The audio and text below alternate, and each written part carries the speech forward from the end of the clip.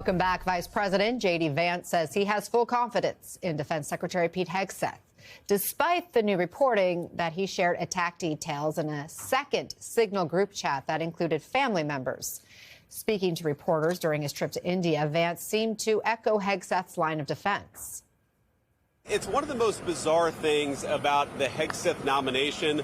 From the very beginning, the media seemed to want to tank it. And when they failed and it got confirmed, they decided they wanted to keep on that effort to destroy Pete Hegseth. Defense Secretary Hegseth is now facing calls from Democrats and at least one Republican for his ouster.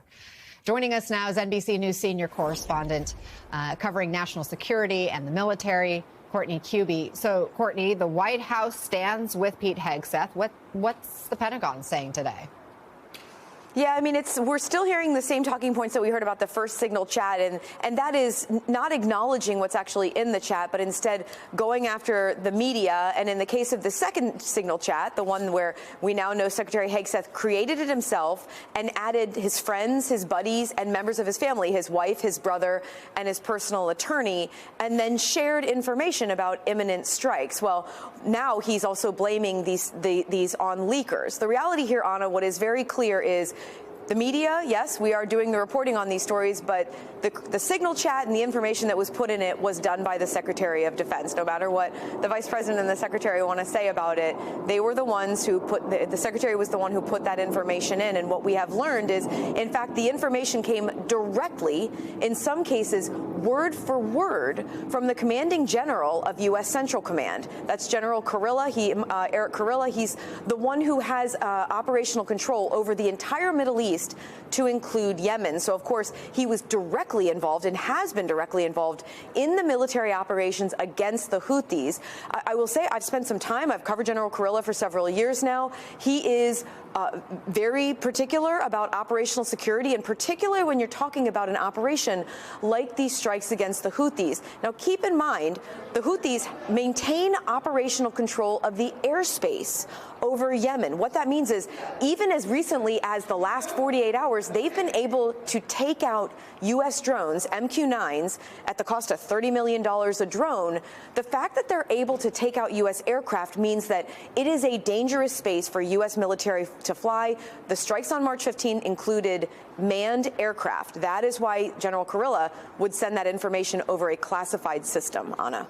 All right, Courtney Kube, thank you for bringing us that latest reporting. And joining us now is former senior Pentagon advisor in the Obama administration and retired U.S. Naval Intelligence Officer Mark Jacobson. He's currently a senior fellow at Salve Regina University's Pell Center for International Relations. Mark, good to see you. Even if Hegseth has the support of the White House, what kind of internal damage might already be done inside the Pentagon when it comes to trust and confidence? This is probably the bigger part of the story. I mean, what's done is done, but the fact that that the secretary is doubling down that nothing bad happened, these weren't war plans. Look, these are operational details. It's a distinction without a difference. And the problem is that the very things that you would court-martial or fire civilian and military personnel for are things that the Secretary of Defense is just sweeping under the rug.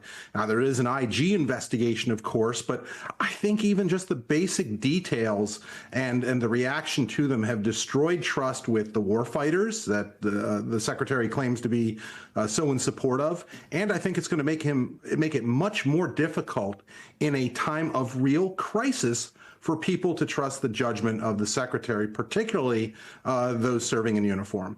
New reporting from Politico, a MAGA-aligned group. Veteran Action pledged to defend Pete Hegseth, but has now gone silent. Politico writing, the group's relative quiet reflects a larger conundrum surrounding Hegseth within the GOP, as some Republicans on Capitol Hill, while unwilling to denounce Hegseth publicly, are privately growing increasingly concerned. So if that's what's happening with allies here at home, what are America's foreign allies thinking right now? And how do you suppose America's adversaries are reacting in this moment? So let me just say, this is a really important point, because if the president, if people are really concerned about President Trump being able to implement his agenda, no matter what that is, then you put a more competent person at the Pentagon. Go grab a Robert O'Brien who remained loyal but has the management skills and the national security expertise. You just don't do what you've done. As for our allies, look, I think confidence is already shaken. There's been the back and forth on NATO. There's the utter destruction of the U.S. soft power capability, the shutdown of Voice of America, the shutdown of USAID, things that our allies and us rely upon to keep us out of wars and when in conflict, help us prevail. So I think the sirens have already been blaring with our allies. This certainly makes it much worse. As Secretary Hegseth and the White House continue to just kind of brush off what was shared on Signal, a reminder of how Hegseth reacted in 2016 when it came to Hillary Clinton's use of a private server. Watch. Any security professional, military, government, or otherwise, would be fired on the spot for this type of conduct and criminally prosecuted for being so reckless with this kind of information. The fact that she wouldn't be held accountable for this, I think, blows the mind of anyone who's held our nation's secrets dear, who's had a top secret clearance like I have and others, who know that even one hiccup causes a problem, let alone a standard procedure like this. So use his own rationalization there. Is he right? Should what has been shared rise to the level of termination for anyone trusted with sensitive and classified information? I love that there's always a tweet or a video, but I think then pundit Pete Hegseth is absolutely right. You do an investigation. You take a look at what the circumstances are. And in the case of his situation, yeah, I think anyone else would already be fired or brought up on charges. So what the secretary needs to do is do the professionally responsible thing, do what's best for the nation, not for Pete Hegseth, and resign. As I said, there are others who can take his place who are probably more competent. I think the hypocrisy here was present during the confirmation hearings. Look, he never should have been nominated, nor should he have been confirmed either. And it's really disappointing that senators who would normally have simply not even allowed something like this to come to a nomination hearing, allowed it in this case.